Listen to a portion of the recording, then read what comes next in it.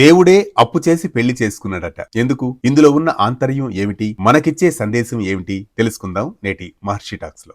శ్రీనివాస కళ్యాణం అన్నది కేవలం దేవతల వివాహ ఘట్టం మాత్రమే కాదు. ఇది మానవులకు ఆదర్శవంతమైన జీవన విధానంగా కూడా, ఒక సందేశంగా కూడా నిలుస్తుంది. ఈ కళ్యాణంలో ప్రతి చర్య ఒక ధర్మ బోధనగా నిలుస్తుంది. పరమేశ్వరుడైన వినయమే విలువైన ఆభరణంగా ఆయన చాటి చెబుతాడు. అప్పు చేసి పెళ్లి చేసుకున్నాడని మన పురాణం చెబుతుంది. ఇది మనకు నేర్పేదేంటంటే, గొప్పతనం అంటే అధికారం కాదని, వినయమేనని. అంతేకాదు, వివాహం అంటే బాధ్యత అని కూడా తిరుమల శ్రీ వెంకటేశ్వర స్వామి నిరూపిస్తారు. అందుకే వివాహం చేసుకున్న భక్తుల కోసం నిబద్ధతతో తిరుమలపై కొలువుండి భక్తులను అనుగ్రహిస్తూ ఉన్నారు స్వామివారు. సమాజంలో వివాహానికి విశిష్టమైన స్థానం ఉందని స్వామివారు ఆదర్శంగా ఆనాడే మనకు చాటి చెప్పారు తన కళ్యాణం ద్వారా. అంతేకాదు, కష్టసుఖాల్లో భార్యాభర్తలు ఒకరికొకరు తోడు నీడగా నిలవాలని, అదే దాంపత్య బంధమని చాటి చెబుతారు శ్రీనివాస కళ్యాణం ద్వారా ఆ స్వామి.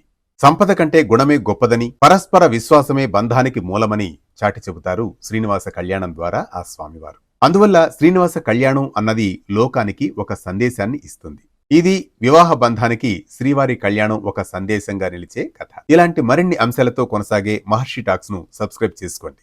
ఏ పండుగ ఎప్పుడు? పండుగలో పరమార్థం ఏంటి? శాస్త్రీయంగా తెలుసుకోవాలా? వెంటనే డౌన్లోడ్ చేసుకోండి వేటన్ న్యూస్.